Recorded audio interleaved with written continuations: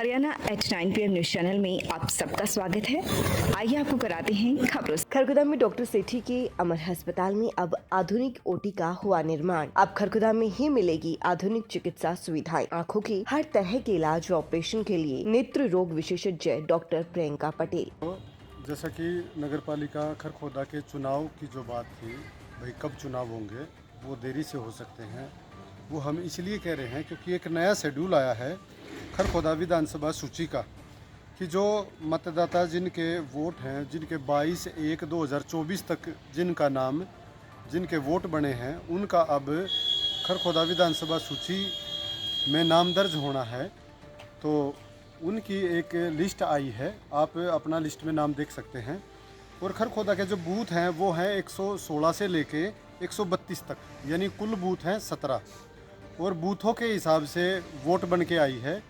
अब नगरपालिका के अधीन जो BLO हैं वो इन्हें वार्डों में कन्वर्ट करेंगे कि कौन सा बूथ का कौन से वार्ड में जाएगा। इस तरह से उनकी प्लानिंग है। ये कार्य शुरू होगा 29 जनवरी से 8 फरवरी तक BLO इस कार्य को करेंगे।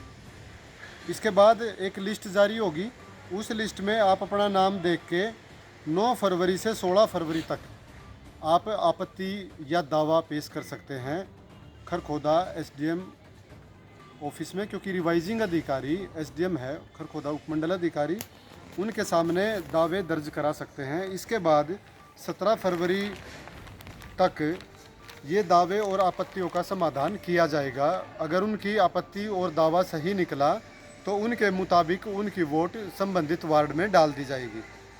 इसके बाद 27 तारीख तक अगर समाधान नहीं हुआ और कोई रिवाइजिंग अधिकारी के ऑर्डर से सहमत नहीं है तो वो उस एप्लीकेशन को सोनीपत DC ऑफिस में भी दे सकता है। आपत्ति दावे वहाँ भी सुने जाएंगे। 27 फरवरी से 1 मार्च तक वे अपील कर सकते हैं जिला उपायुक्त के पास।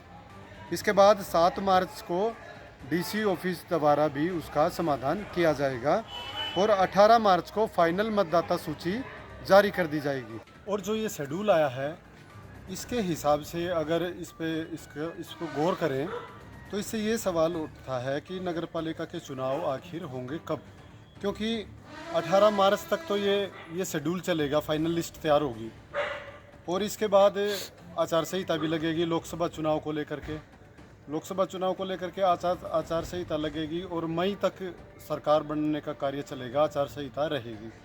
तो यानी कि मई तक तो ये काम होगा नहीं। और मई के बाद अक्टूबर में हरियाणा विधानसभा के चुनाव होने हैं, फिर उनकी आचार संहिता का चक्कर पड़ेगा। फिर ये साल तो इस तरह से चला जाएगा और नगरपालिका के चुनाव से लोग वंचित हो जाएंगे। इससे पहले पंचायत चुनाव जब हुए थे उसमें भी काफ़ी टाइम लगा था। तो इसी तरह का नगरपालिका और नगर निकाय के चुनाव में भी देरी हो सकती है। हालांकि सरकार चाहे तो इसे 1 महीने में ही निपटा सकती है। ये सरकार के विवेक पर आधारित होता है, क्योंकि सरकार ने जो पीछे सरपंचों के चुनाव किए थे वो भी 28 दिन से 32 दिन के अंदर ही उनका शेड्यूल जारी करके उनको निपटा दिया था। और नगरपालिका के भी इसी तरीके से निपटा सकते हैं, क्योंकि नगरपालिका की वार्डबंदी का कार्य और वोटिंग फाइनलिस्ट हो चुकी है। उस आधार पर अगर चुनाव हुए तो बहुत जल्द नगरपालिका के चुनाव सरकार करा सकती है, अगर सरकार की मंशा चुनाव कराने की हुई। अदरवाइज नई वोटर लिस्ट जारी हो जाएगी तो नई के हिसाब से फिर वार्ड वाइज वोट जाएंगे, फिर आगे उसमें टाइम लगेगा। तो आगे अगली सरकार जब आएगी तो अगली सरकार का क्या रवैया रहता है, कैसे रहता है, उस पर आधारित होगा।